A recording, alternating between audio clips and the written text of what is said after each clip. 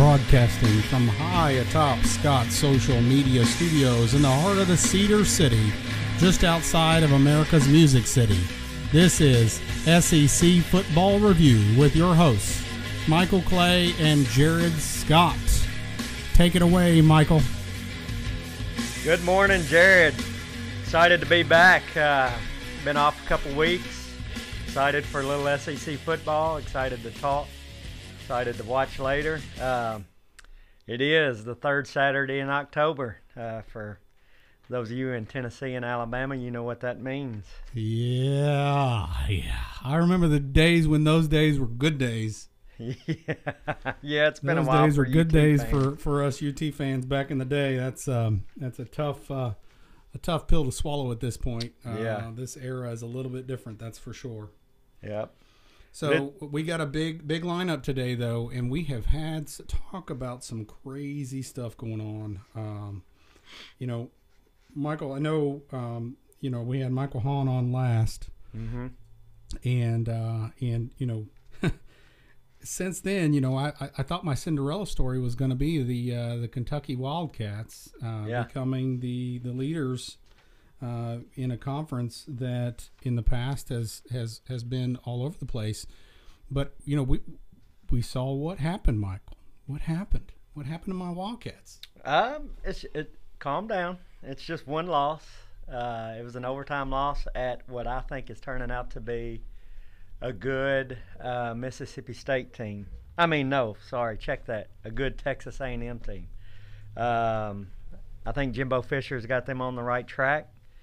It's your boy Jimbo. Yeah. Jimbo. Yeah. No, you're a big Jimbo fan, aren't you? No, but I just kind of acknowledge what I think I see is happening, and I'll acknowledge if a coach is doing well. And I'd like to say you acknowledge talent. Is that what you're trying to say? That's right. I'm a talent scout. A talent scout. I think Tennessee probably could have used that before they got Fulmer back on board. Maybe they could have used your services.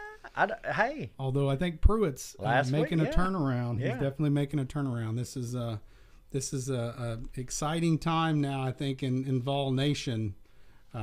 It's I don't know. I'll say after last week, hopefully UT fans will back away from the ledge and forget about this week. Go do something, have some fun. Don't worry about today, and come back next week. Are you predicting pain and suffering today? Is that what's happening? Yeah, but anybody that plays Alabama. It's not even. I don't even watch Alabama this year. It's not even fun. I don't know what they're doing to have that kind of talent. Cheating, but anyway, no. I don't think you can make that claim whenever you've got Saban running around pissed off about every little thing, trying to ride their butts. I think that's why they win, is because even if they're the best team in the country and even if they're the best player in the world, he's still going to ride their butt like they're the worst player in the world. And so poor players that play for Saban, I guess they need to look forward to the NFL when they can get a break. Oh yeah, no, that's just a jab. I don't, just taking a jab when you're on top, you're going to get jabbed at all the time. If fans get mad about that, about some guy in Mount Juliet jabbing at Alabama, that's they got issues. They got issues. You're on top. Be happy. I'd say that big target on their back, Yeah. The big spot there on the back. So right. So I was just curious about Jimbo Fisher. What is his background, Clay? Oh. Well, he comes from Florida State. Oh, he was under Florida State Bobby guy. Bowden for years. He was under the great Bowden. Yeah, that's right. Not to be mistaken for his son Terry. I was about to say, don't mistake that for that one. That's the other Bowden. Yeah. It's kind of like when I moved to California and they were talking about, and I told them, they said, "Where'd you go to school?" I said, "I went to UT," and they go, "Oh, you went to Texas?" And I said, "No, the UT." Yeah. Not the other UT. But anyhow, well, let's go ahead and get on to talking about some football. Right. So we do have some chump change games, right? We got the Tulsa game and the Memphis game. I don't know that there's anything that that is surprising there with regards to an SEC win. Although looking forward to the Vegas numbers, we may be very surprised what we see there. I think when Michael and I were talking about this before the show, both of us were very shocked and we were starting to wonder if Arkansas and Missouri should still be part of the SEC anymore.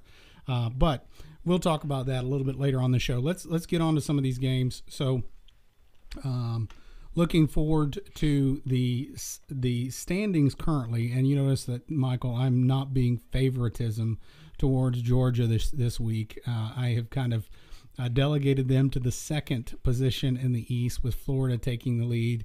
Part of that has to do with, I just want to jab at somebody too. So, Frazier, as you're watching and listening today, know that I have put your Georgia Bulldogs not winning the SEC East, like apparently everybody else in the country has decided, by making them number 8.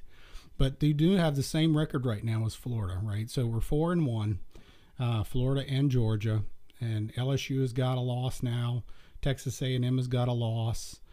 Everybody's got a loss now except for Bama. And I've heard commentators already making comments about this will be a good year because there won't be 2 SEC teams playing for a national championship. They might be surprised. And I'll add on these standings, this is SEC standings, and it's not overall record, right, Jared? That's correct. We didn't look at overall record because this is an SEC show. Right. We're not worried about overall. We don't care about all those other conferences. That is not relevant to us at all. But some of these teams have really made some showings, and some of these teams have had some painful losses as well against some teams that were ranked top 25, right? And that is reflected a lot of times in their overall national ranking.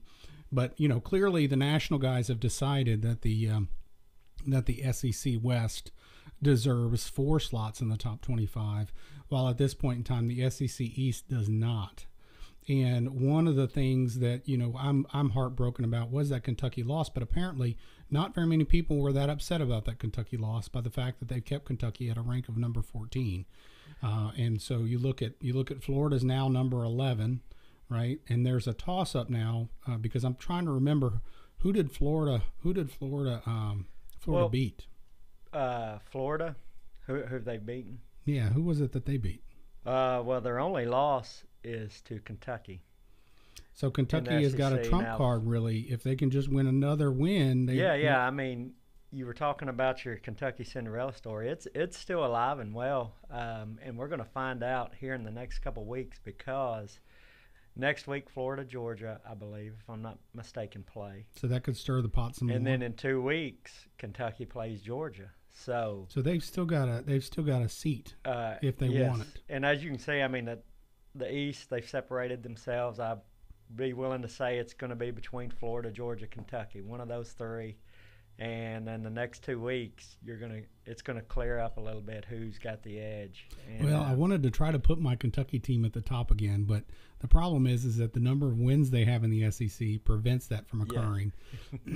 Yes, those of you, my relatives in Kentucky, I got some good old relatives in Kentucky. Apparently, my family heritage goes back to northern Kentucky, and then nobody knows where it came from before that. So I'm sure there's something in there. Since my last name is Scott, that would make sense that I'm from Scotland somewhere. But nothing like some good old Tennessee, Kentucky redneck style to lose track of that family heritage per se. But a lot of my family's up in Kentucky, and I know they're really rooting for good old UK to finally do something big.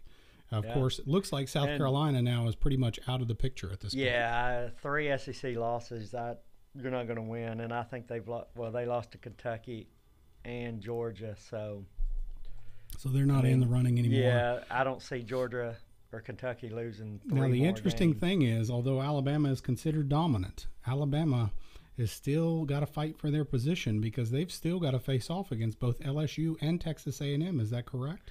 They beat Texas A&M early in the year. That's why I say Texas A&M is a good team. They're 4-2 overall.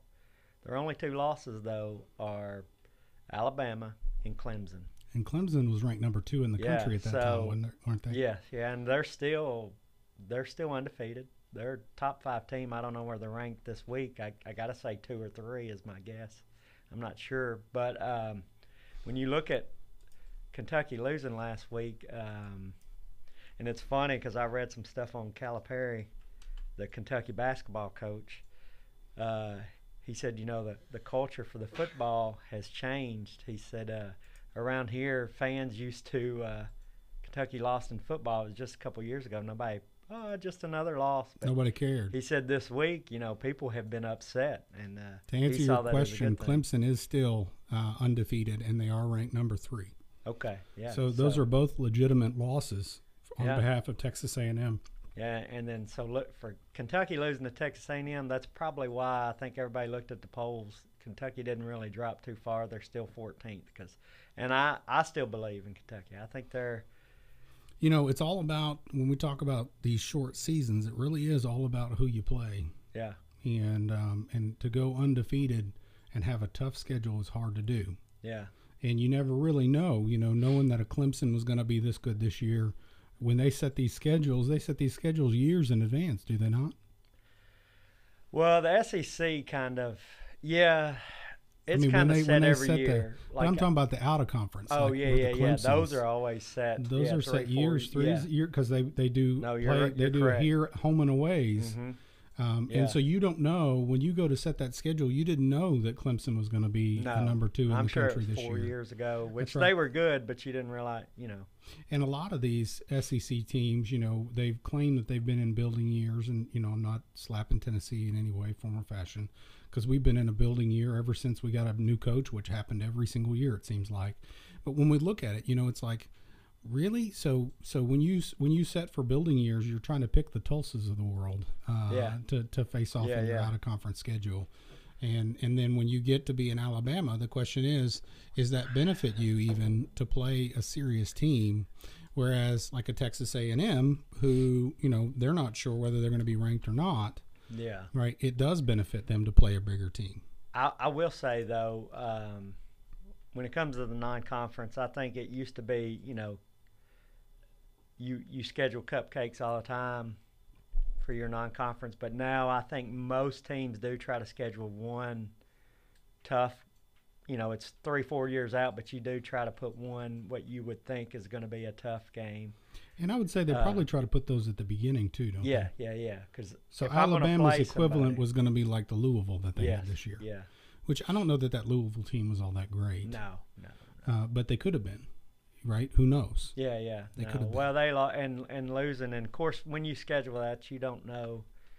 But they lost their best, Lamar Jackson, who's in the pros now, their quarterback, best player, and so, I mean, that obviously has turned out that was the team. That was Louisville's team, was him. So, I mean, but as you schedule this, you can't forecast everything. Yeah, you never know. Well, let's go ahead and start talking about some of the games. So we've got an 11 a.m. Central Standard Time, 12 p.m. Eastern Standard Time. Once again, we are the show broadcasting from Central Standard Time. So we are going to talk about Central Standard Time. This is going to be the 11 a.m. games. We've got Tulsa at Arkansas and Auburn at Ole Miss. We're going to go into Auburn at Ole Miss in a little bit more detail. But one of these really, really just drives me crazy. What is going on at Arkansas? Can they please get their act together? Is Arkansas even considered still being in the SEC as a contender? I mean, this is ridiculous. We're going to play at Tulsa, and we're going to be telling our audience here what the spread is based on Vegas for a team called Tulsa, Oklahoma Hurricanes, Golden Hurricanes. There are no hurricanes that occur in Oklahoma.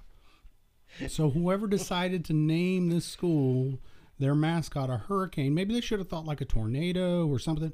Look at even the banner is like a hurricane flag. Yeah. And guess what? They're expected to possibly beat Arkansas. What in the world? What planet did we land on, Michael? Well, that looks bad. That just goes to show you what people think of Arkansas right now. Because Tulsa's only won one game. I think they're 1-5. Oh my gosh! And the spread. So this is a 1-5 and a 1-6. I think Arkansas's only won one game. Yeah. I don't know what's going on at Arkansas. I don't know. Why do we not have a hot seat situation there? I don't understand. It's new coach. It's Chad Morris. He comes from SMU, who he had built SMU up, and. So they're going to give him some time. I think they're going to let him go with an all-loss season. Well, he got one win. He got one. Yeah. Okay. I would say if there's no improvement next year, they're So you're going to give all these new coaches the goose egg rule. Is that what it is? You're in the SEC now, boys. You got to be playing with the big boys. We're going to give him goose egg opportunities. So if you don't, as long as you don't goose egg, then we'll keep you. Yeah. I don't know that. Well, their best chance is coming up, I guess, to get a win. That's Vanderbilt. But I look at that's Vandy's best chance to get a win is against Arkansas. So that's next week. So we'll see. But I just kind of looking. I haven't watched a full Arkansas game, like a whole game, but they're struggling. And they even said, I was reading on it this morning, they got some injuries. I think they're, I won't say starting running back, but they split two running backs. I think they rotate. Now the question is, hey, are we going to take the top guy and put him on injury reserve so that we don't lose him for next season? Is that what the thought process he's hurt. Is at this point? He's out. He's legitimately hurt. Yeah. No, he got hurt. So they're going to be without him today against Tulsa, and it wouldn't surprise me. We may be looking at a Tulsa win here. Arkansas is a team that lost to Colorado State and to North Texas. Oh, yes, North Texas. Yeah, who's actually having a great season. I don't know their record, but I think they only have like one loss. They may win. I'll do you a favor. Conference USA. I'll look it up just for Misty today. But, yeah, I think they're a decent team. So let's see. What is North Texas football's record right now? You know, we don't talk about out of conference, but if Misty's involved, we got to talk about it because otherwise she'll wear us out. So North Texas right now apparently has lost to Louisiana Tech in a 29-27 loss. And are they in the same conference? They're not in the same conference. Yes, no, that's a conference. Louisiana Tech, and that would be a conference loss. Yeah. But they're on the other side of the conference because I don't see a game against MTSU in their lineup. No, and we've talked about North this. Texas beat the snot out of Arkansas. It's not like it wasn't a close game. It was a 44-17 game. I mean, I'm just at a point now to where I'm kind of like, does Arkansas? And I know you're like, hey, Jared, you got to let these guys get their coaching moves under them. But this is the SEC. You recruit a coach, and you expect to win a North Texas game. Yeah, but I'm going to say, you should expect that. I'm not talking about winning an Alabama game or a Tennessee game. You should expect that. Yeah, you would expect at least.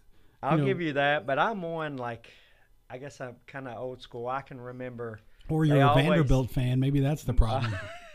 You know what? It might be. That's the problem. It might be. There's no doubt. But if you think back, I remember 90s and 80s, they always said you give a coach 3 years. Yeah, that era is over. There's no doubt. I know, about that. But I think fans have gotten a little spoiled and a little ahead of themselves. I think you got to give a coach time, but that's still just me. I don't know. Maybe I'm a nice guy. Maybe you do, but you know, this era, the amount of money these coaches are getting paid, which I'm curious to see how much he's getting paid over at Arkansas. Maybe that's the problem. They didn't pay him enough money. Yeah, I don't know. That'd be interesting. Yeah, I'll check that out while we move on. So let's go ahead and talk about. Let me throw the spread out there real quick, and we'll move on. Oh yeah, I forgot. 3 points is what it opened up. This game opened up. So the Vegas guys thought that this is going to be a 3-point game. Yeah, they think it's close, but it's been bet. The money's come in on Arkansas, and it's as of this morning a 7-point. Favorite. Arkansas you know what it is? Are those Arkansas boosters that just can't swallow the pain and suffering of seeing a 3-point spread. They're spending all their money to open that spread up more to make their boys feel more confident. Yeah, but it's really kind of sad. It is. I tell you what, I don't think Tulsa's going to win, but I'll take Tulsa in the 7 points. I think Arkansas wins, but less than 7. I'll take Tulsa. Wow. That's how bad Arkansas has gotten in my mind. Wow. Well, and well, let's, you got me curious while we're still talking about Arkansas. Let's see, Chad Morris, Arkansas. So, we talked about what Google predicts, right? Oh, yeah. Chad Morris, Arkansas, Chad Morris, Twitter, Chad Morris coaching record. That's the first 3. That's the first 3. Number 4 is, guess what? Chad Morris salary. There you go. Are you getting paid too much money, Chad? That's the question. So we talk about Chad. Chad is making $3.5 million a year. as the head coach. I'll say that it's not his fault, though. They offered him. I'd take it. You take whatever you can get. Yeah, it's not Chad's fault that he got offered 3.5. And I don't know, SMU, I don't even know, were they in a major conference? I'm trying to remember. I don't know. No, they're like the step down. Was this at the same time whenever everybody was looking for a coach in the SEC? Yeah, and then they had year. to settle. They had to settle with Chad Morris. But I don't think this was a settle because Chad Morris he's kind of an up and coming name because he turned SMU. They've been garbage for a while, and he was winning. I want to say he won 10 games, 9 or 10 games, and made some noise with them. So it's just going to take time, Jared. Just give him 3 years, like they said in the 80s. I love 90s. the way I'm going to quote USA Today right now. I love the way that they lead with Arkansas had its best back-to-back season in the Southeastern Conference when Bobby Petrino was leading a high-powered offense attack during the 2010-2011 season.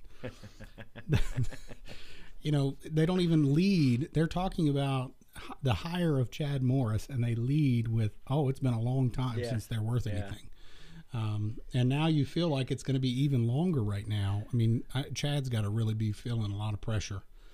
But maybe you're right. Maybe this is a situation where they're going to be a little bit more forgiving. Yeah. Okay, so let's move on. Next game we're looking at is going to be the Auburn Ole Miss game, and the thing about this game that's really interesting to me, and I've got some of my notes up there is that Auburn started this season. They opened up as number 9 in the country, and now they're not even ranked anymore. Yeah. Right? Because they got those losses, and some of them were pretty significant. More specifically, the Mississippi State loss was big. Is Mississippi State that good? No.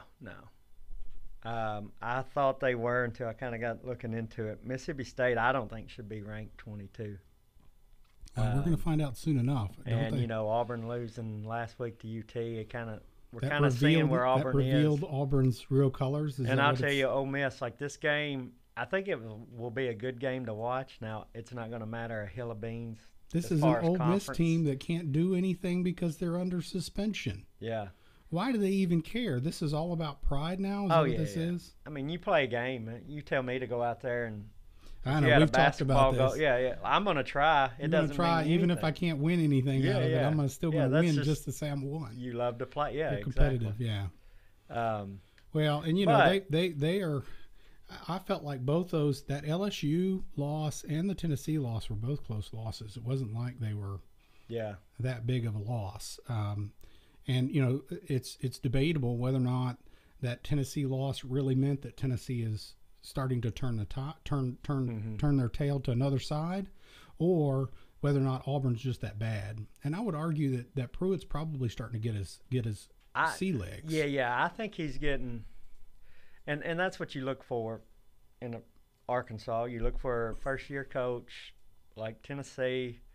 You can say that from the first game to last week, Tennessee is a better team, right? They've improved a lot. Yeah, and I will agree with that. And by the end of the year, if you can still say that through the year they've gotten better, that's what you want with a first-year coach, and especially with like Tennessee or Arkansas.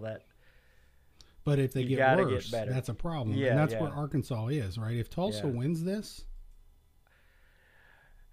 maybe he's on the hot seat. I don't think a first-year coach would be, but I think next year it's hot. This is the Golden Hurricanes we're talking about. Okay, moving on back to this. Back to Auburn. Ole Miss. So Arkansas has touched a hot button with us. Oh man, I'm hot on Arkansas today.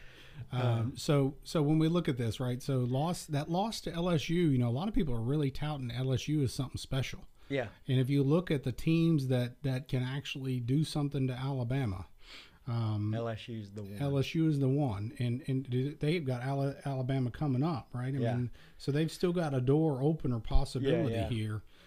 But that's a 22-21 against this Auburn team. Does that reflect on LSU? Year. Is that because it was too early in the year for LSU? I think LSU's gotten better. I think that's a team that's getting better through the year, and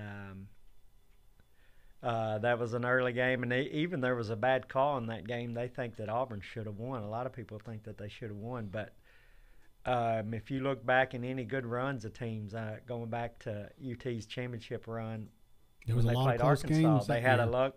Sometimes you got to get lucky in a year. You got to get lucky, and there was a lot of luck at the end of that Arkansas game, that championship year for Tennessee. So I mean, LSU, maybe the Auburn game was a luck game for them, but they're rolling. You can't argue that. But with Auburn, Ole Miss, kind of sticking to this, we'll get to LSU in a minute, but. Looking, and you got Ole Miss's only SEC win is against Arkansas. Oddly enough, that's Auburn's only win in the SEC is Arkansas. So yeah, this is going to be the bottom of the barrel. This is going to be the mid of the middle. This is going to determine who's in the middle, right? Yeah, Isn't that what this is? Yeah. Because you've got Alabama, Texas A&M, and LSU competing for the top, right? And then this is going to determine who's going to be at the bottom. Right. And looking at the spread here, I got Auburn. It opened at 2.5 beginning of the week, and it only went up a point. It's 3.5 points. So a lot of people predicting a close game, and I don't know why. I personally don't see much in this Ole Miss team, but I've kind of been down on Ole Miss to begin with because of the fact that I'm not happy about the fact that they didn't really make some changes that they should have made after the coaching debacle. I think Auburn covers. They're 3.5 point favorites. I think they cover, but. And it's the whole thing. It's kind of still shocking because Auburn is supposed to be pretty good. If they get their offense going today, which I think they will, because Ole Miss, they still can't play defense. I mean, you look at all the scores of their games. Oh yeah. And Arkansas last week, Ole Miss beat Arkansas 37-33. They let an Arkansas team score 33 points on them, and that's an Arkansas team that hasn't put up points. And Ole Miss on had to come back. They had to come back to win. So yeah. If Auburn gets their offense going and makes a couple defensive stands, they'll win. Yeah, they'll come out. Okay, so when we look at what's coming up, right? I mean, both of these teams have got a road coming up. More specifically, Auburn, because they are going to have to face Georgia, right? So they're going to follow this with Texas A&M, Georgia, and Alabama. To me, that looks like 3 losses. I mean, you can. And when you look at everybody else on that side of the conference, they don't all have to face Georgia. No, yeah. Right? And so that's going to be painful. Yeah. That's going to be painful. Well, let me ask you this. Ole Miss is going to be facing Alabama and LSU, right? And I don't think that Ole Miss team has any chance against either one of those teams at all. Yeah. Now, of course, you being a Vanderbilt fan, any team, any day can win, right? So, yeah. And it is the SEC, and nobody would have predicted the Tennessee win last week, right? Everybody was thinking Tennessee was done. Mm-hmm. And so, any given Saturday, it used to be any given Sunday, but that's right. In the SEC, it's about as equivalent to the NFL as you're going to get when it comes to competitiveness. Yeah. Yep. So you've called your picks on this one. Are we done with this conversation? Yes. Okay. Auburn covers. Auburn 3.5. covers. Now for the big game. This is the third Saturday in October. This is the game of history. Not necessarily this particular game, but this was always the game that has gone down in history. And Tennessee fans right now are feeling their oats. I mean, they are feeling their oats. After that little bit of a win last week, now all of a sudden it's like, now we can beat Alabama. They're going to come into this thing thinking that we're not going to win. And you don't think that, dude. You don't think I don't.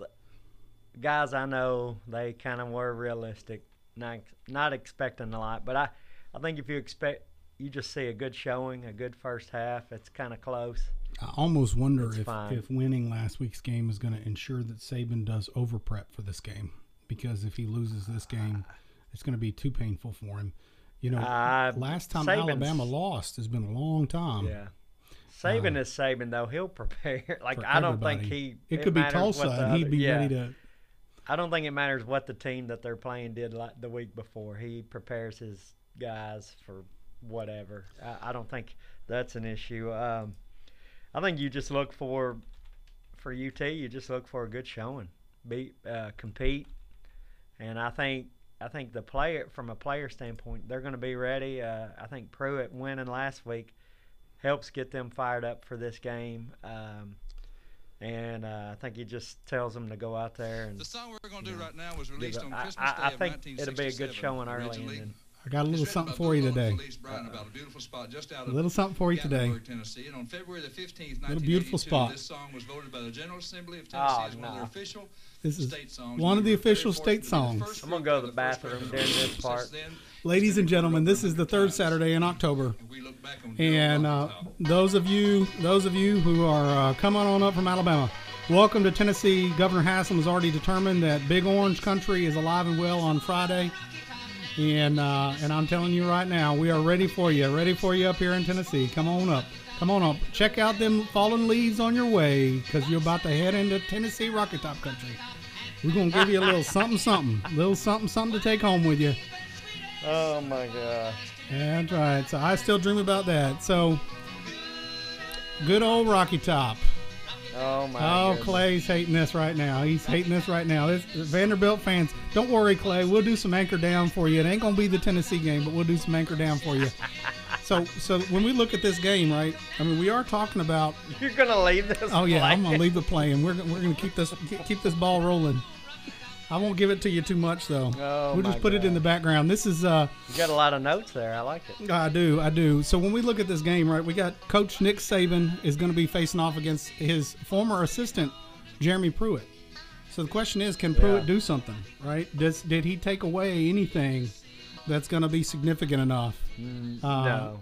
to really take out Saban? And I don't know that that's the case, right? Yeah, I would. Yeah, it's going to be a tough road for him. There's no doubt about that. But I do still have hope in my Rocky Top. After last week, I'm feeling much, much better. I feel like that Pruitt's finally started to get some act together over there. And if Saban does actually, let his guard down, I was interesting. I was looking back, and it's so funny because the number of memes that have come out with Butch Jones on the sidelines at Alabama games, walking around as his assistant coach, right? And there was an article I saw the other day.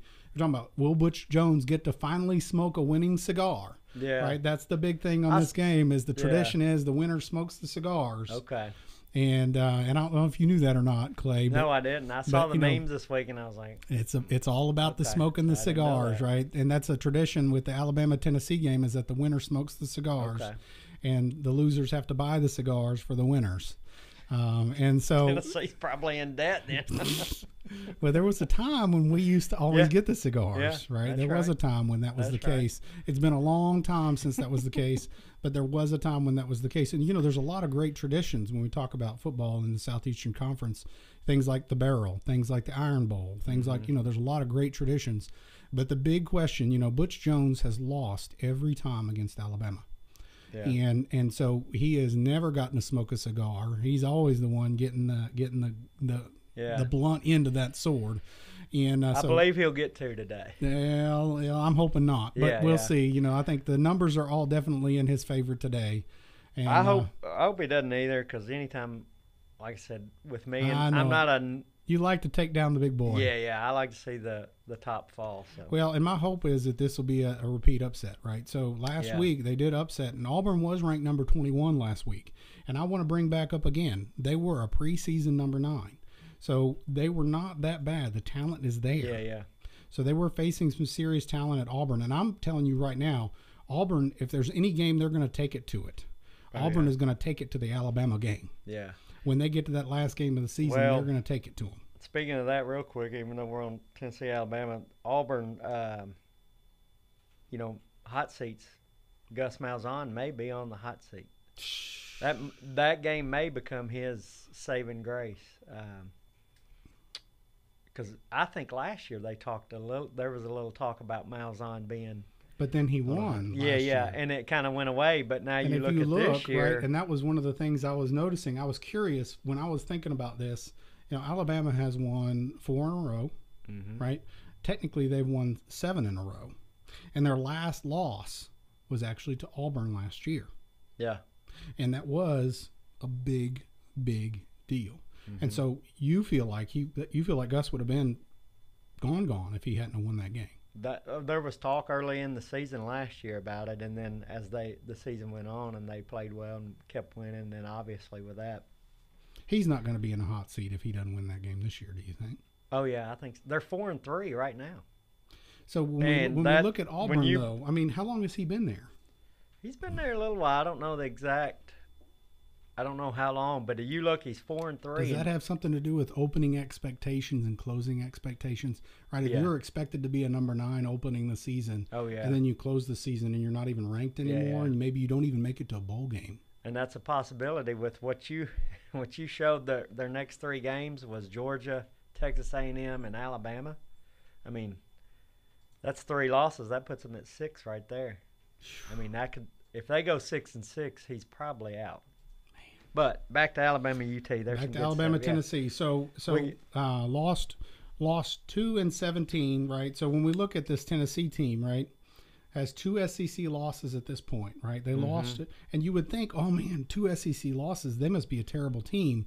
But honestly, Georgia and Florida, who are both the teams that they've lost to, have really started to show their colors as being good teams. Oh, yeah. And so, Georgia right now is ranked number 8. Florida's ranked number 11, right? So Tennessee is really not looking as bad as some people would say. Everybody just underestimated that Florida team, I think.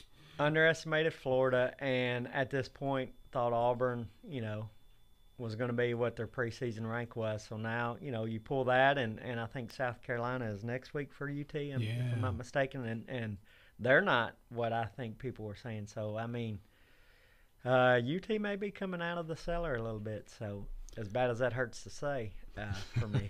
But, no, Yeah, you must have been really hurting when I was playing that little rocket top for you there. Touching on Butch Jones, though, that's an interesting topic, him coming back. And I looked, you said assistant coach, and they actually hired him as an analyst. Oh, my goodness. They don't call him an assistant coach. He's not even a coach. He's called an analyst. And you know how much he makes? Dare I ask? He probably doesn't make anything because he's still getting Tennessee's paycheck. Well, his buyout, he's still making $2.4 million from the buyout, getting paid that. Oh my gosh! But he's also at Alabama. They're paying him $35,000 a year. Wow. Hey Butch, I hope that $35,000 a year is worth a cigar smoke, man. Yeah. Geez, you better learn something. Yeah. That sounds like internship pay to me. Yeah. Of course, I guess he doesn't need it. Restriction. Yeah, he doesn't need it. He's collecting a payout from Tennessee that's just monstrous. That 35 is probably like gambling money or vacation. I mean, that's just extra change in the pocket. Yeah. His wife probably said, "Let's put an addition on the house." Well, you know what's so funny was I was listening to some analysts, and they said something about, "Oh yeah, Butch is back in town. How's that? How do Tennessee fans feel?" Yeah. And then the other guy says, "Well, they don't feel any different because Butch has still got his house in Tennessee." Really? Apparently, I guess he's still living in Tennessee. He's got a house in Tennessee. Is he still living, or he just can't sell the one he's got? Probably can't sell it. It's probably nobody wants to have a piece of that. Yeah, that or out of spite, nobody wants to buy it. Nobody wants to help him out. Yeah. Nobody wants to help him out. Sticking with a house payment. That's like, hey, we want to get our money back. We've got this contract where we've got to pay you $2.5 million. At least you've got to pay us the payments on the house. Yeah. Oh, that's funny. But yeah, you were right. So this Alabama Tennessee game is going to be happening, and then Tennessee faces off against South Carolina, right? Yeah. Then they've got a Charlotte game. Then they've got Kentucky, Missouri, and Vanderbilt. So you look at it. They could finish strong. They could finish strong if they beat South Carolina. I don't see this Tennessee team beating Kentucky. Missouri is really, really in the dumps, and Vanderbilt. Missouri and Vanderbilt are fighting for the bottom right now. Yeah. Outside of the Kentucky game, the rest of them they can win. Outside of today as well. Now I did put something up here that I really wanted to make a jab at Alabama fans, and this was the thing that I didn't realize it until I was prepping for this. Alabama has not really played anybody. No, I agree. They've not played anybody, so we've not really seen what they can and cannot do. Now I'm not saying that Texas A&M is a nobody. I'm not saying that they're not. Okay, but that was Texas A&M early in the season, and Texas A&M went into that game assuming that Alabama was going to slaughter them. Yeah, that's probably well. I hope you never go into it. Hopefully, your players never assume you're going to get the crap beat out of you. But but everybody in the country now assumes that Alabama beats everybody up. No, you're right. You're right. Yeah. And so the truth of the matter is, the other team that they faced off against that was anybody within the conference was Missouri, right? And we found out that Missouri is not that great. Yeah. Right? No, They faced off against Arkansas, and interestingly enough, Arkansas put up 31 points on them. Was that because Alabama just said, hey, we're going to put in our third string? Yeah, I think didn't get they to watch jumped that up. game. I didn't watch it. I think it was a lot. At the last minute? Yeah, it was like a second half they scored those. It wasn't, because close. Saban was making sure that he got his practice squad on the field a little bit. Yeah.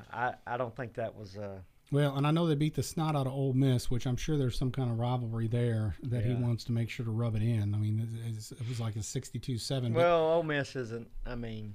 I just got curious because all of Alabama's real games are going to be here at the end. LSU, Mississippi State, and Auburn are all the teams that have some potential to knock them out of the SEC championship. And then I think you're only out of those three, if we want to get realistic, LSU's the game. I'm going to say Alabama takes care of Auburn and Texas A&M. I still think that that rivalry between Alabama and Auburn is just so bitter. Yeah, in-state. You still got to be aware. You're just right. So bitter. I didn't realize how bad it was until I was down there visiting with a friend at an Auburn game. Yeah. And anytime you mention the word Alabama, it's like a Harry Potter movie and you mention Voldemort. Yeah. And all of a sudden, don't ever say their name. You're at an Auburn game and you say the word, oh, well, what about Alabama? No, don't mention that team's name here. Yeah. It's like terrible, devilish things. Yeah. And at the same time, that's cool. I like that, though. That's pretty cool. That rivalry is just so powerful. Yeah. It really is. And if you look at all the states, right, there are multiple teams in other states. Mm-hmm. Alabama's not the only one. But Alabama is the only one I know of that has that kind of a rivalry. I mean, there will be argument that Ole Miss and Mississippi State have something like that. But I would say no, not to the extent. Same thing with Tennessee and Vanderbilt. Right? Yeah. There is an in-state rivalry, but it's nothing. It's, hey, will Vanderbilt beat Tennessee for the first time in decades, whatever, right? But if you look, I mean, is there anything else? Yeah, I would say Alabama-Auburn's probably in the same sense of Ohio State, Michigan. There you go. That would be a good comparison. But you can't say it within the SEC. I don't know that there's any other within rivalry. the SEC. I don't think there's anything to compare. And you're right. Ohio, Michigan would be a good comparable, right? Yeah, and you're talking that's the top. But those are two different states. Right.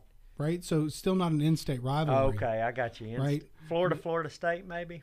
Maybe. They do play that game at the end of the season, and that is a bitter rivalry. And I would say this is not SEC, but maybe Florida State, Miami, though it's been down in a couple of years, but that's especially in the 90s. Back when they were a really good team, when both of those teams were good, that was a huge rivalry. Yeah. But, I'd say Alabama-Auburn. I mean, in-state rivalry. UCLA, USC. Maybe Michigan, Michigan State. That's a pretty big, but Michigan State's not really been a traditional powerhouse.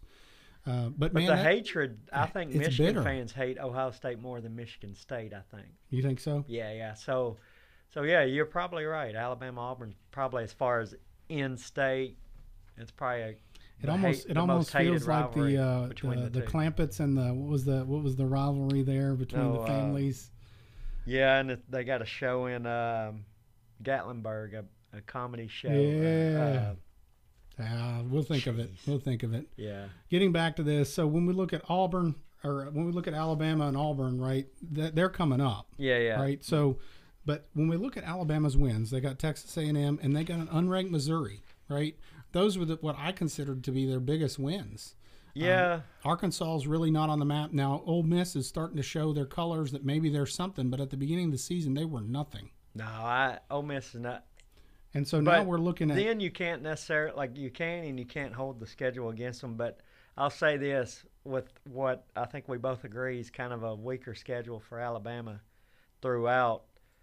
They are handling a weak schedule like a great team should. I mean, there's no question. Yeah, they're not close wins. They're beating them bad. So I mean, was anything within 2 touchdowns? I don't think any game. And going to the spread of today's game, and I know the first reaction is 28.5.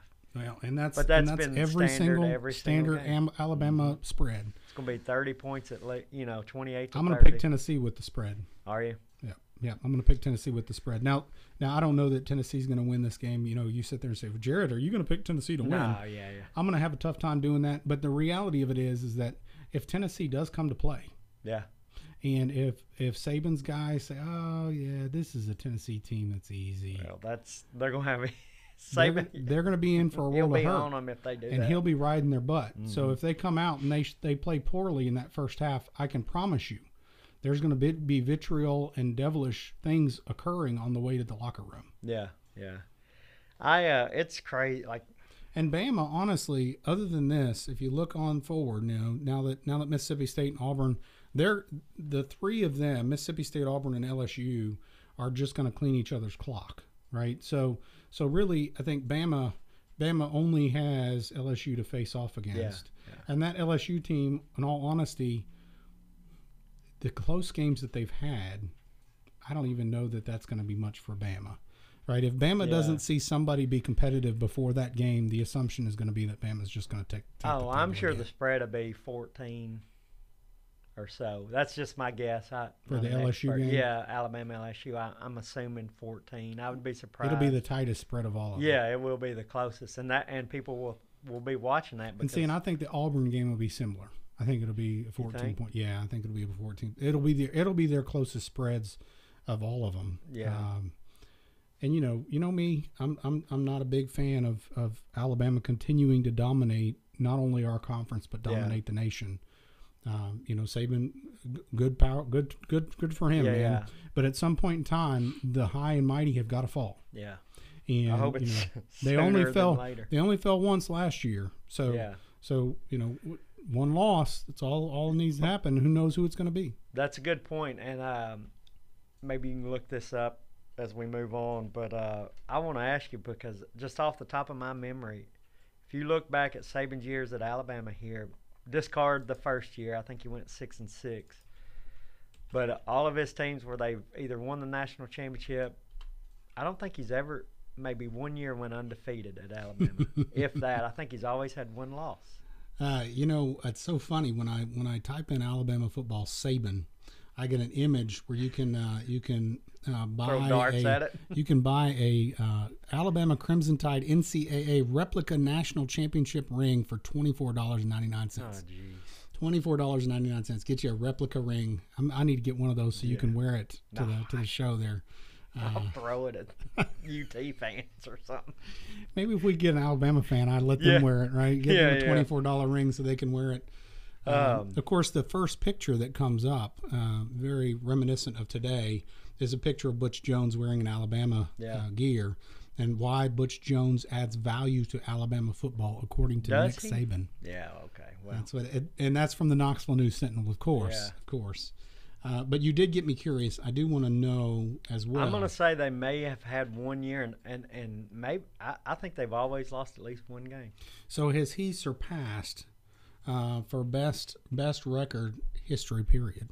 At one point in time, I don't know. Philip Former had the best record at one point current? In time. But I think that was current active coaches. He's not an active coach anymore, so that doesn't count anymore. I'd say Saban is the current. But Saban has got an overall record of 225 wins, 62 losses, and what is this, one tie? Yeah. The 62 losses, does that include his NFL record? I bet it does. No. Head coaching record. He was a head coach in the NFL, was he not? Yeah, but I bet that's college. Well, I wouldn't think that'd be a tie. And I don't think that'll be more research for the next show, I suspect, because they're not giving a lot of detail at a first glance. Does it have his Alabama record as far as year by year? It doesn't break it down. No, it doesn't break it down. We can check that. I think he may have had one season where he went undefeated, but I think every year, even the championship titles that they won, he's lost. There was somebody talking about the record against Tennessee. And apparently, I guess Bear Bryant had the greatest record against Tennessee. Oh, yeah. And by winning this game, he will now have either tied with or beat Bear Bryant on the most wins against Tennessee. And for Alabama-Tennessee fans, that is a big deal. Yeah. I don't know. The only other one that might be bigger is that Auburn Auburn comparison there, but yeah. Well, 28.5 the spread. I think Alabama covers. You think UT? Yeah, I'm going to say that Tennessee actually beats the spread. Hangs I think in there, yeah. I think I'm going to give Pruitt his just dues after last week. So I don't know that I would have if had it not been for last week's performance. But he's finally seems like he's got the team together now. I sit there and I say that, and then Saban comes in to remind everybody that they are Alabama, and then cranks it up to 70 to 7 or something like that. And does he? I guess the motivation is there a motivation that Saban wins this for Butch Jones in the sense that they've talked, and does Butch talk? Oh, the fans treated me. How badly did Tennessee fans treat me? Yeah, let's put it to them. Does when we Saban get there. say, "All right"? Let's put it to them in their house. Yeah, I wonder. I don't know. With knowing Saban, there ain't he'll probably use anything. He'll use whatever he wants if he can get. Yeah. And now you said Butch is classified as an analyst making $35,000 a year. I don't even know that Saban really cares. No, right. Does he care? Does he even care? But who knows? Who knows? Okay, well, speaking of who knows, let's go ahead and take a look at the next game. Who knows? Memphis at Missouri. So once again, this is another one of those. Is Missouri really still in the SEC? They're having a bad year, are they not? Are they? Well, I mean, it's not like the 2 years when they won the SEC East, that's for sure. Yeah, they're 3-3 overall, 0-3, yet to win in the SEC. I mean, they're fighting for the bottom of the conference side now. I'd say they win today. Their offense is great. I don't know what Memphis's defense is. They did put it down against Tennessee Martin and Wyoming. Well, but that was Tennessee Martin and Wyoming. Yeah. They barely beat Purdue, and they lost handily to Georgia. They got a close game with South Carolina. Mm-hmm. Memphis is not a pushover. I don't think they're necessarily a cupcake, but I think they'll give Missouri a run for a little while. But I think that's more because Missouri's not as good as. Well, this is one of those that I was surprised at the spread, and this is what kind of made me disappointed about Missouri being still in the SEC. How tight was this spread on this one, Michael? It opened up as 6 points. Missouri was 6-point favorite, and now, as of today, it's a 9-point spread. So one touchdown. Yeah. Basically, one touchdown. A field goal. Possibly a field goal, 2-point conversion or whatever. That's it just seems too tight. But this is a Memphis team, and Memphis has been notorious for making surprises on people. Well, last week, I think Central Florida is still ranked, right? I don't know what they have, but they're a ranked team, and they Memphis only lost by 1 to them. Jeez. Now, so maybe Memphis does have something, but what is Central Florida, right? I don't know. Then what is Missouri? So who knows? At this point, what is Missouri? What is Missouri? I don't even want to spend that much time on this one. This one will be on the SEC Network at 3 p.m. Missouri covers is my pick. 9. I think they cover. He thinks they cover. Yeah, their offense is expected to beat up on Memphis, and he feels like they're going to cover. I'm going to go ahead and take Missouri too because I want to stick SEC. I was tempted to really Arkansas. I'm just so frustrated with Arkansas that I was going to maybe pick Tulsa to cover. I mean, the Tulsa spread was pick Tulsa tighter, to cover. Right? So but this one I'm going to Missouri. I think Missouri after the South Carolina game. I think Missouri has got a little something. But clearly they don't have enough something. No. Okay, so this is the big 6 p.m. Central game. This is going to be number 22 Mississippi State at number 5 LSU. This of all games, I think, is going to be one of the most interesting games today. You think?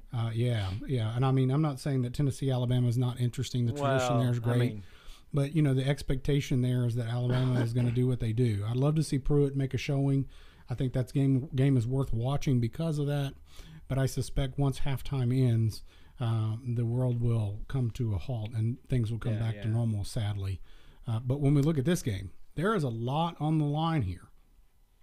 Mississippi State has beaten number 8 Auburn, right? Their losses were to both Florida and Kentucky. Both of which are on what side of the conference? The east side, yeah. And Mississippi State follows this with Texas A&M and Bama. So if they win against LSU, win against Texas A&M, and win against Bama, they could potentially be in the driver's seat. You're way out there. Yeah, potentially. Potentially. I think that's that's more than just a long shot. But I don't think Mississippi State's got anything. I don't think they deserve a 22 ranking. When I looked into it, at first when I saw this game coming up this week, I thought it'd be close. But as I this morning was reading and kind of looking a little more into it, Mississippi State's only win is Auburn. And we can kind of, as we've talked, Auburn is not what they were picked preseason to be. And if you look at the non-conference, I don't think Mississippi State, Auburn is their best win. Non-conference, I think they just beat up on some nobodies. Beat up on Kansas State. Now, I don't know. How good Kansas State is this year. I don't think they'll make a bowl game. I think they're like 3-5 or 2-5. Is it that? Are they that bad this year? Yeah, I don't think. K-State sometimes will put a showing up. They can be good. They did lose badly to West Virginia. They also lost to Baylor. They also lost to Texas. So they don't have a conference win, I'm guessing then. And they did beat Oklahoma State. Oh, okay. Well. So they beat OK State. They're going to play Oklahoma on the 27th. But you're right. I'm not saying that this is a likelihood. Yeah. I would say Kentucky is more likely to win the East than Mississippi State is to win the West. Oh, yeah. But if Mississippi State's going to come to a game, it's going to be this one. Yeah, they're going to be ready, and I think LSU has to is there a hangover from the Georgia win? I think. I don't know. As a coach, I think that's your obstacle. Orgeron's job is to, all right, it was a great win against Georgia, but we got to forget about it. Because after this game, this could be a trap game, and this is where I may agree with you because I think next week is LSU Alabama, right? Yeah, they're looking forward. And the crazy thing is I think at the end of that game last week, fans were chanting, "Bring on Alabama." Bring on Alabama. Okay. And then Orgeron apparently stormed up to the stands and told everybody, "Shut up. Okay. We're going after Mississippi State, not Alabama." And and that was where that footage I told you about before the show. Yeah. Where we were talking about the quarterback from LSU was getting interviewed. And the first thing out of his mouth was, "Well, we just got to take out Mississippi State next." Okay, that's good. So he's clearly got the team focused on the right things. And that's what a coach, sometimes. But the fan outside base, of the field, the fan base is looking. They're not looking to Mississippi State. They could care less about the Cowbells. Yeah. And it is at LSU, so it's going to be in Death Valley. So that's going to be a tough hill to climb. I've heard the environment at Death Valley is just absolutely incredible. Yeah. I would love to see a game. Yeah, if we ever get a chance, I really want to. If there's a Tennessee game that I want to see someplace at another stadium, that's going to be it. And I still haven't seen one in Florida. On the road show. We should do a broadcast live from SEC Nation at the Tennessee LSU game. I don't know when LSU plays Tennessee next. I don't know the next time. Yeah.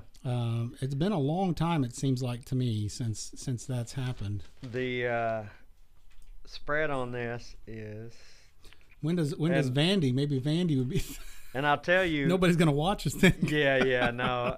I think they went about 4 or 5 years ago, and maybe early on, first, second quarter hung in there, but I think they got beat pretty bad.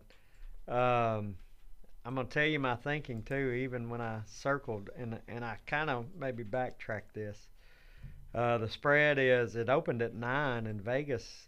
It opened at 9, and as of today, it's 6.5. So the money has come in on Mississippi State.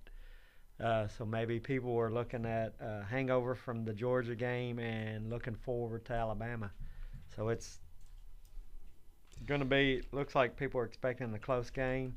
And I even took Mississippi State to cover. I think LSU wins, but I actually, if I can change that from like even 2 hours ago when I picked that, some reason the more I think about it, I get on board with LSU and hearing the way Orgeron. He seems like he's got a program together. Yeah, he really does. And I know I've thought in the past about him as I don't think he's head coach material, but he's doing something there, and he's a goofy dude. He's just kind of a goofy, huh? That's the way goofy, you describe or just him, like goofy. He's definitely a football guy. You can't hardly understand what he says, but I mean, he's a player's coach. Isn't he from Louisiana? He's got that So Louisiana he's got his drawl. dream job. So Yeah, he's living the life, and he's not going to be interested in losing. No. He is definitely in it to win it to stay. So just so you know, Michael, I was just looking this up. The next LSU Tennessee game is in 2022. So start making the plans for the road show. Yeah, and that's going to be at LSU. So so that would be a game to watch.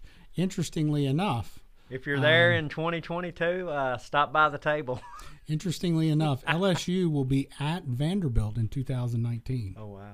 I wish they wouldn't schedule that. Man. But the next time there will be a South Carolina game in 2020. And I'm trying to see here, and these are the out-of-conference schedule matchups, I guess. And I thought there was more than one rotating out-of-conference opponent, but apparently not. Is that not the case? That they've got their standard out-of-conference opponents, but then you're talking about the rotating out-of-conference opponent, out of division, not out-of-conference, out of division. Yeah, they have one they play every year, and then they rotate one. Yeah, so that's why it takes so long. Because I know with Vandy, they always play Ole Miss, and then it rotates the rest of them. Who was the LSU matchup that they always face off against? Typically always plays Georgia every year. That's a tough one. Yeah, it is.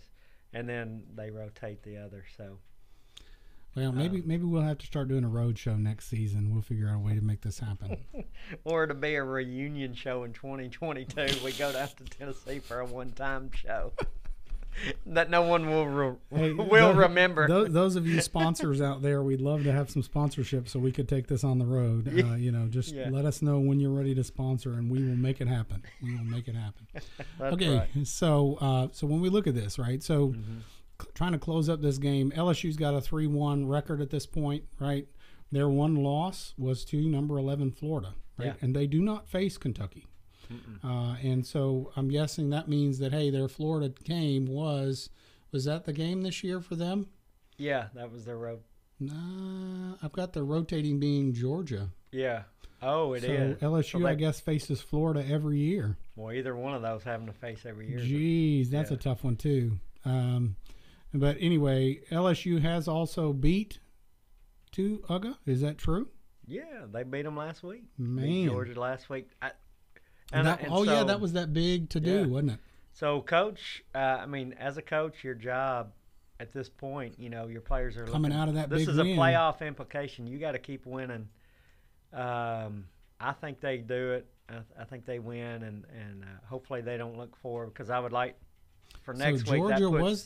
Georgia was the rotation. That's surprising. I forgot. I thought it was the other way around. Yeah, I did too. But yeah, I think because next week I'd like to see LSU, Alabama. Because it will dampen that game if LSU loses. Yeah, it's not going to make it as exciting. So they win today. So as a fan, I hope they win. Just as a college football fan, not LSU fan. Just I hope they win so that next week Alabama is a bigger game. There's a little more hope, and obviously anytime Alabama plays right now, no offense, fans, Alabama, I hope you lose sometime. Well, and it's starting to get to a point where, like you said earlier, the Alabama games are just not as exciting to watch at this point. And in close games, it's crazy because that was what I loved about the 1998 season for Tennessee was they were all really close. Yeah.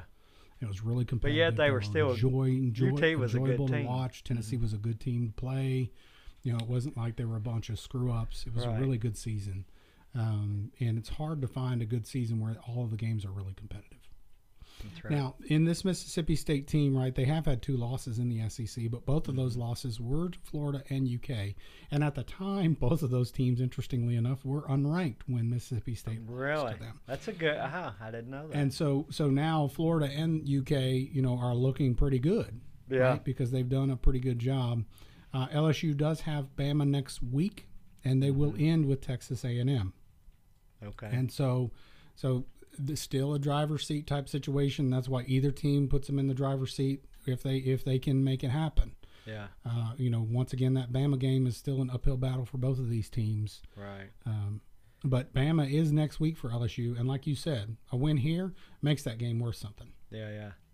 And then Mississippi State, you got A&M and Bama next.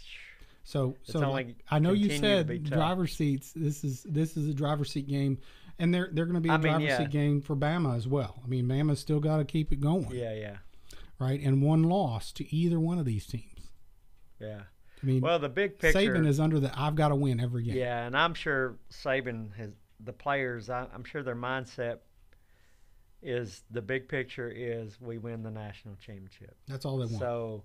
They don't even with care that in about mind, the SEC this game championship. counts. I don't care who it is. Doesn't matter who it is. I don't care if it's William and Mary or LSU. I don't care if it's Mount Juliet High School. Right, and you need to beat the snot out of them. That's where Saban is a good coach. That's where it has to be. That you got to keep your players' attention for some reason, and he does it every week. Clearly, Ogeron has done the same thing. If their quarterback is coming out talking about Mississippi State. Yeah, no, that's good coaching. Okay, so this one will be on ESPN at 6 p.m. And then let's see, who do we got next? We got. Should we play some Anchor Down for you? Is that what we need? No, I mean you can, and as much as I hope they win. You're more rooting for Kentucky like I am right now. Is that what it is? I'm not rooting for them. I would like to see, kind of with the storylines, but I'm just being realistic. I think when it comes to Vanderbilt, and I don't know where the issue is as far as who the blame is, the defensive coordinator or Mason, the head coach, but they can't stop the run. Like, Jared, me and you can run for 100 yards. We could run for 100 yards against Vanderbilt. If you watched the Florida game last week, my dad and I couldn't understand if any competent defensive coordinator was what. And I think Jason Tarver is a good defensive coordinator. I'm not faulting him. Wasn't Mason a defensive guy? And between the two, I would think that of all things, and that was what Vanderbilt traditionally was all about. Well, yeah, and if you looked at the game, I was a little bit disappointed because Florida at one point, and if I'm a fan sitting on the couch watching, they would run the ball, and they ran it like one little series of plays. They ran it 3 to 4 times in a row, and they ran on Vandy's right side of the defensive line. They play that 3-4, and there was just a natural hole there to begin with, and Vandy did nothing to move players. And my dad and I, and throughout the game it was like that. When it came to like a 3rd and 2, we would go watch. It's going to be a run to the right side, and it was, and they would gain 6-7 yards. And I was like, if I'm seeing this, and I'm not an expert, and my dad, we're sitting there screaming at the TV. It's like, how can you not make the adjustment? How can you not fix it? Make Florida run to the left. If they get it running left, at least you stack that right side. I couldn't understand, and it was painful to watch a 21-3 lead slip away. But at the same time, it was natural because I've seen that. That's not the first time I've seen that. You're feeling the normalcy of yeah. So well, that's pretty painful. If Vandy's defense could come around, they might have a chance. But with Benny Snell at Kentucky, they're going to run it. I would give, and if I'm Coach Stoops, whatever his name is. Oh, that's not a Vandy Commodore theme song. Is this Kentucky? Oh, hold that ball and hit that line. Oh my God! Every Wildcat star will shine. We'll fight, fight, fight for the blue and white. As we roll to that goal, varsity, and we'll kick, pass, and one till the battle is won, and we'll bring home the victory. On, U of K. We are right for the fight today. Hold that ball and hit that line. Every Wildcat star will shine. Oh, Lord. Those lyrics. Lord. Oh, my goodness. Lord. I hope they lose, but if I'm UK, if I'm Stoops, I'm giving Benny Snell 50 carries at least. Just give it to him over and over again. Oh, yeah. I'm going to say I'm going to run your legs off. And maybe that's not looking towards the future, but today I would give him. Don't even worry about it. Because when we look at this, right, Vandy fights Missouri at the bottom with no SEC wins at this point. UK has struggled with offense. Yeah. Right? And And when we talk about just exactly what you were talking about, Michael, run the ball. Yeah. Why? Because Vandy doesn't stop anything. Right. And you want the clock to tick down, right? Yeah. Running the ball ticks away the clock as quick as possible. Yeah. You want it to go away fast. And if I'm Vandy, looking at that, I'm saying Kentucky. If I'm Kentucky, I'm running it, giving Snell 50 carries. But if I'm Vandy, I'll say, all right, we're going to stack the box, stop the run, and make Wilson, I think is the quarterback's name, make him, because I think the question's still out there, is he a passing quarterback? I would make him beat me with the pass. And if he does, and if you lose by 14, 20, 30, whatever, it's going to be because he had 6 touchdown passes and I was playing the run. That's what I would say. If they do it, good for you, Kentucky, but I'm not going to let you run, is what I would try to do. And then if I do... I don't know if Mason's going to try to do anything. Yeah. I'm really... And I know, and I like Franklin kind of spoiled us at Vandy, Yeah. I think that's part of the problem, is that having Franklin, we realize how good he is now. And so it's painful to have that conversation. But, this Kentucky team, you look at their loss, it was in overtime to Texas A&M, right? So, so that's a very good team that we're discovering. That's an actual very good team, right? And so, but they have still struggled with offense, right? I mean, when you look at that game, what was the offense in that game? Yeah. There was one long pass. I don't know if you noticed this. No, I didn't get the chance. It was interesting. There was an analyst talking about this. They only had one snap on Texas A&M's side. Wow. And so that is evidence that there is not consistent offense. Yeah, I didn't realize that. And I didn't realize that either until I heard that. And then I realized, oh my gosh. And I think it was like in the overtime. Oh, wow. So that means they never actually took the ball across the 50. Holy cow. So the question is, can they run the ball? All right, Mason, you got an example right there. Shut them down on the run, and you could potentially win this. And the question now is the UK Cinderella story over? Right? Have they shown all their cards, and now everybody's figured them out? Right. And then I guess, too, now that UK lost, because traditionally they've been awful, does that doubt creep into the player's mind? That, So now that you've got a loss, now all of a sudden, maybe we are the loser team that we always are. And I hope it's almost like the end of every game for Vandy, right? Yeah, we're great. And then we get to the end of the game, they're like, oh, this is when we always lose, though, guys. We got to keep it together, right? Good case in point last week. And that's got to be the thought process at Vanderbilt on all of these games. Yeah, and it's crazy how through the years, because you're talking the guys that are on this team, we're not born. They don't remember the 80s. Nope. But the same stigma is still there. The thought process is this is still Kentucky. Right, and maybe this it's is with still Kentucky. Vanderbilt, but this is two teams where that thought process is deep. Oh, yeah. Yeah. That's a deep thought process. And this would be a chance for Vandy, if this might be Mason. If he wins this would be securing his job. Yeah, I'll be honest with you. I'm not confident. Hey, I have friends. They're looking for a new AD at Vandy. They're looking to make some changes. I don't think Mason is secure right now. You make a good point, and I think I got some friends. And my dad, I got a good buddy that has been wanting. He says Mason needs to go. Well, and I think Vanderbilt is realizing that, man, we've got to put some money where our mouth is. Yeah, and when you bring a new AD in, they usually like to get their own coach in there, their guy, so to speak. And so if he doesn't, he could be on the hot seat, depending on who they bring in. So we'll see. I mean. So the question is, does a new AD automatically mean a new coach?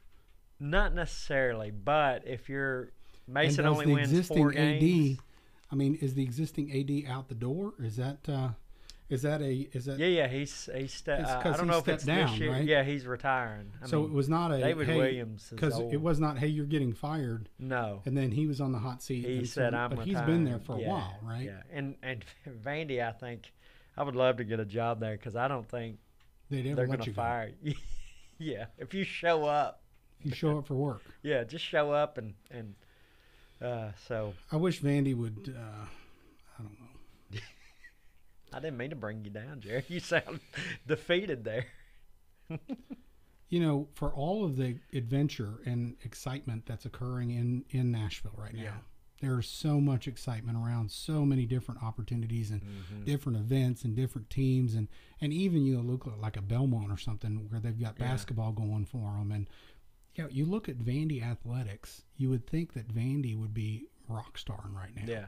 With all the growth we've seen in Nashville, all the excitement, and there's a lot of money flowing into Nashville, you would think that Vanderbilt would start to see some results because of that. Yeah. But it still seems like Vandy's stuck in the dark ages. Yeah. I wish they would just turn it. Don't even get me started. Yeah. Okay, so now the question here is, can UK keep it together, right? Right. They've got to hold on to their win against Florida, right? And we thought it was a nobody win. We thought Florida was a nobody. Florida's turned out to be something, right? Yeah. So hold on to that Florida win by winning against Vandy today. And then can they deal a blow to Georgia? Yeah, that's their hope. And I think as a coach, that's what the mindset you got to have is, hey. And that's the triad, right? I mean, with that win over Florida, right? Oh, yeah. And has Florida faced Georgia yet? No. They're coming up in a week or two. Yeah. So, I mean, Georgia's still got their fate in their hand. All three of them, Florida, Kentucky, Georgia. And you've got that on both sides of the conference. Yeah.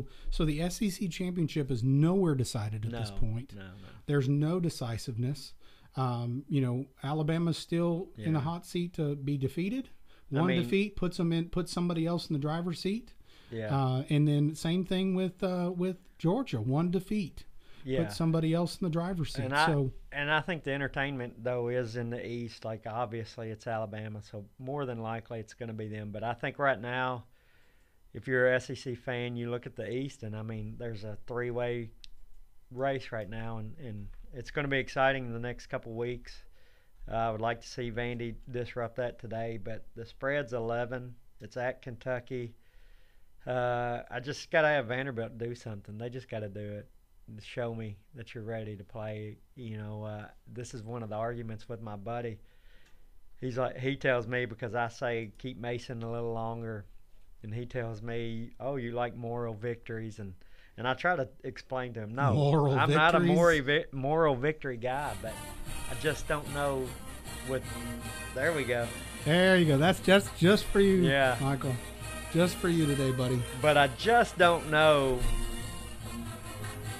until Vandy decides the administration wants to put money behind it. What's the use of having a coach carousel? The money's not there. Money's not there. The same result. If you don't have the support behind it to really make it happen. And Franklin, he's like, well, look what Franklin did.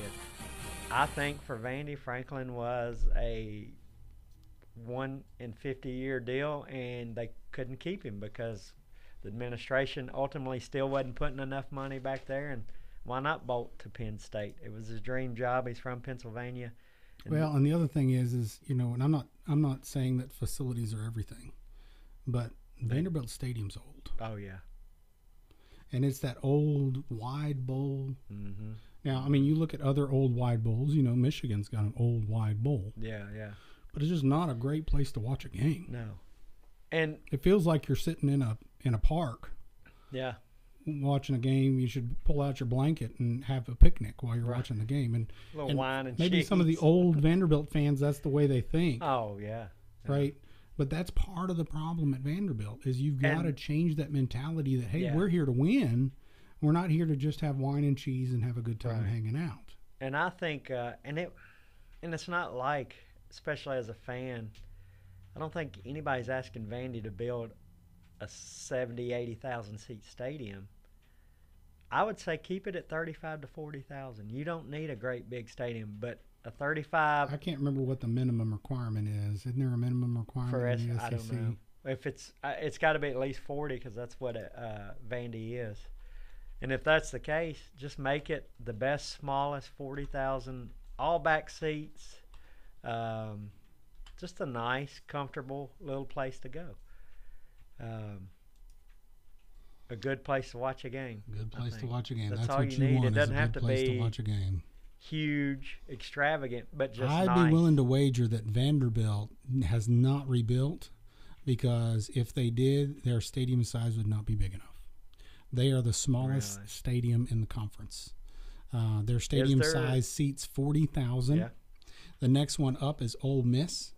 and their stadium size has increased. Last number was 2016 at 64,000, and I bet you money 60,000 is the requirement. You think? I bet you money, and Vanderbilt is grandfathered, and that's probably why they haven't done anything. Texas A&M, interestingly enough, now apparently seats more than Tennessee does, with 102,512. You know, Tennessee shrunk their stadium size when they went to high back seats and tried to go fancy pants to make more money out of the stadium. How about Mississippi State? I know it was a smaller stadium. What is their Mississippi State Stadium seats 61,337. Okay. Yeah, so Kentucky's Commonwealth Stadium 61,000 even, and I wonder if that's the bottom. I bet you money that's if they're doing an even number of 61,000. I'd be interested to look that up. I have to research it. And this game is going to be at Kentucky. Yeah. So I wonder if Kentucky fans are going to be able to put it to somebody now that they're finally winning. Are they all going to come and make some noise? I bet today some of them, because they'll go, oh, it's just Vanderbilt. I bet Kentucky, even though it's Kentucky, they got a lot riding.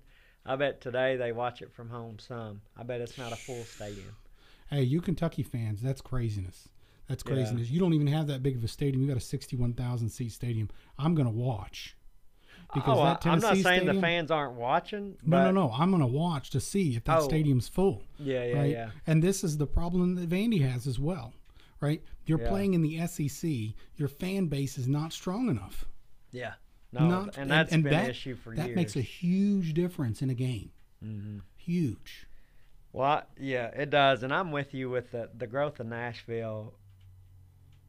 Vandy should be doing something. But I'll tell you, what will bring it, and facilities or not, I think that facilities are a big part of it and a big help of getting people there. But if you win, I don't care if you're playing in a trash can, people will show up. If you're playing solid football, you're beating teams that you shouldn't beat, and you're winning 8-9 games and more. Well, you I'm put sure the administration at Vanderbilt sitting there saying, hey, guys, if we spend this money, is it going to be money well spent? Yeah. Are we even going to see fans show up? Are we going to be able to fill it up? I'm sure. Yeah. And I'm sure that's their thought process. And they're like, we've already got a stadium that sits here at 40,000. Mm-hmm. We can't fill it up. And maybe you're right. Maybe it's a wins issue, right? Maybe Vanderbilt has to win. Well, how does Vanderbilt win? It's going to be maybe, a new coach, new AD. Mm-hmm. Maybe they're heading in the right direction. Well, and with Vandy, though, you can't say – because like with Franklin, it was just 3 years. Vandy's going to have to do it. They're going to have to build the stadium. I don't think it's one of those, well, we started winning, we're going to win for the next 10 or 15 years. We'll build the stadium. It has to be in 12 months you start the stadium because now you're winning. If it was a different school, I could get it. But Vanderbilt, it's not like – because, look, coaches, if they do well there, guess what? They're going someplace else. Big-time contract somewhere else. That's right. So you got to go ahead and build it. You just did well in the SEC. Mm-hmm. And now hasta la vista, I'm going to go someplace else. It's becoming a stepping stone school. Yeah, and that's what I'm saying now, depending on if there's a seating, how many, a minimum seat stadium you got to have. I don't know. I've never heard that. But if there isn't, just build a 35,000, 40,000 nice place to go and watch a game. And then hope with the AD changes that you get, you get a winning team in there, a winning coach. I hope so. Yeah. Okay, so when we look at this, right, looking back here, let's go ahead and take a look at the spreads. Now, remember, we had this Arkansas spread by 3-7 against Tulsa. Could not believe it. These were the ones that I was just like shocked. This Auburn Ole Miss of 2-4 on the spread. Come on, this Ole Miss team doesn't even have anything to play for. I don't even know why it's so tight. Now, when we look at the Alabama-Tennessee, I think you said it's now 24. No, 28.5. It's right there. So it's right there where it was. I could not believe the Memphis-Missouri within one touchdown and a field goal. Yeah. That just blows my mind. Once again, why is Arkansas and Missouri still in the SEC? They're starting to look like Vanderbilt all over again.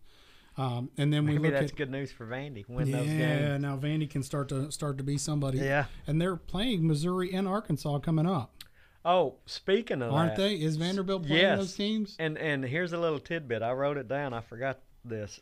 I find it interesting. That may be Mason's saving grace right there. Yeah. But this is strange. I don't know that you can look in the SEC and find it on any other, and it goes back to scheduling. Somebody should get scolded for this. But today's game at Kentucky starts the first of 3 road games for Vandy.